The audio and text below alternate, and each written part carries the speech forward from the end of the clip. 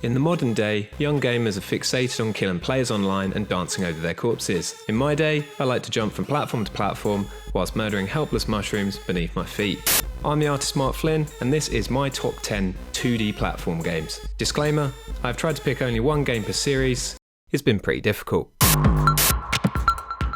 A slab of meat as the lead protagonist, a damsel in distress that's a bandage, and the conquest of an evil fetus doctor.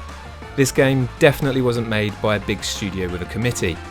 One of the key successes in the indie game boom of the late 2000s, Super Meat Boy is a game that will test your skills to the limit with its ferociously rapid gameplay that requires true skill to master. It's good, it's endlessly fun, and in a sick way, kind of adorable. In my opinion, Mega Man X was to Mega Man what the Super Nintendo was to the NES. A huge advancement that still felt true to the original. After needing saving early on in the game's intro by Zero, coolest character ever by the way, we get a chance to develop X as the game progresses, finding awesome new moves and power-ups along the way. That, along with working out the elemental weaknesses of each level's bosses, makes an incredibly satisfying action platform experience. You can also unlock the Hadouken from Street Fighter, which is cool as balls. Hadouken! It's my second top 10 video, and already it's a second appearance from Fez. Why do I like it so much? Because it stands on its own as an innovative and creative title. Fez alters your perspective of what a 2D platformer can be. Literally. The world shifting mechanic changed the way I looked at platforming, and accompanied by its charming art design, truly unique puzzles, beautiful landscapes, and soothing soundscapes, it was a no-brainer that Fez would find its way onto this list too. It's a hard choice out of the whole series, but Tropical Freeze for me was one of the most satisfying co-op platform experiences I've ever had. The game builds on the classic games from the Super Nintendo, but adds more distinction between the larger and smaller apes, with Diddy and Dixie able to lend a hand in solo or a slightly different flair in two-player. With the on-rails sections, minecarts, barrel throwing, boss battles, this is a varied and challenging game, with plenty of collectibles to find along the way, which makes you feel very satisfied when you finally collect them all. Looking like it came straight from a children's picture book, Yoshi's Island gave the character a chance to break away from being Mario's sacrificial mount and become a fully fledged hero, and the hungry dinosaur delivered in spades. We got our first experience of the ground pound, egg-based assaults, boss battles like had never been in a 2D game before, and a surprising amount of unexpected transformations, like Yoshi turning into a helicopter. Didn't know he could do that. Combine all this together and you have a game that feels like one of Nintendo's most polished outings on the Super Nintendo. It's just a shame about that crying baby.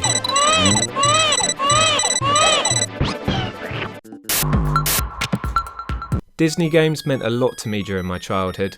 Castle of Illusion, Quackshot and Mickey Mania were all games I loved and enjoyed, but nothing stood out quite like Ducktales did.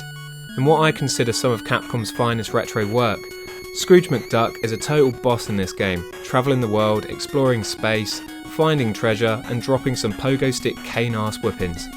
Not bad for an old Scotsman, who's also a duck. The pogo mechanic was so good that it was borrowed in entries mentioned earlier on in this list.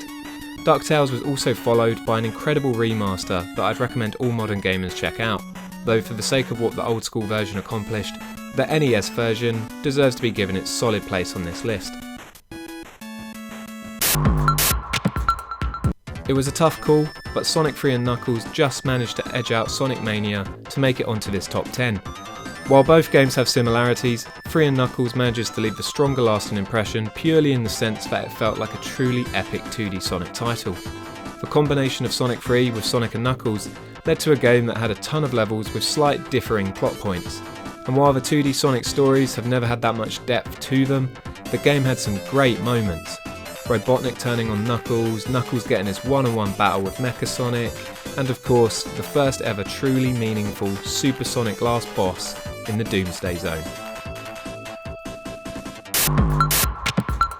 Okay, technically, Yoshi's Island is the sequel/prequel to this game, which would break my ruling of games from the same series being used in this list. But let's also face it, Yoshi's Island is a spin-off that was a sequel in name only to help sell the game. But moving on. While you could technically argue this game's quality is greater or less than the extremely polished Super Mario Bros. 3, Super Mario World holds the fondest memories in my heart, with the inclusion of Yoshi and the detour to dinosaur-inspired levels from the Mushroom Kingdom. Maybe the dinosaurs were the inspiration for that really odd Mario Bros. Movie.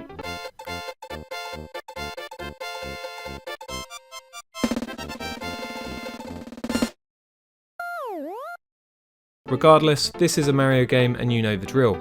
It controls like a dream, the gameplay foundations are beyond solid, the new power-ups leave their mark, and it's full of variety. Following on from the amazing Rayman Origins, Rayman Legends kicks it up a notch with one of the biggest platform games I've ever played. The amount of content here is staggering, with a massive amount of levels to explore and incredibly unique gameplay styles. Not just that, but up to 3 additional players, 4 of you include Murphy on the Wii U, can come along for the ride, and when you consider the pace that this game moves at, that's quite incredible. Speaking of pace, I truly think Sega should lend the 2D Sonic IP to Ubisoft given the quality of this game. I've discussed it on this channel before, but I think this is the type of gameplay environment and art style that could make a Sonic game, wait for it, a thing of legend. If you've been watching my live streams, you might have predicted this one. Celeste is a beautiful platforming masterpiece with tight jumps and a fantastic mid-air boost mechanic. The gameplay is brutal for newcomers and even more challenging when you start to attempt the B-sides and extra endgame challenges. But despite your number of deaths, which the game actually encourages you to look at, the game truly never feels unfair. Any death feels like your own because the game just feels that good to control. While these things alone would put it on this list anyway, it's complemented by the phenomenal sprite work and one of the best soundtracks I've heard in any style of video game. But that's just the surface. The story that Celeste tells is the tip of the iceberg, approaching themes surrounding mental health, anxiety and depression with more maturity and realism than most other types of media I've experienced. A separate video about Celeste and depression coming to this channel very soon. What do you think? What from this list would you change? Let me know in the comments below, and if you enjoyed this video, subscribe and check out all the content from the past.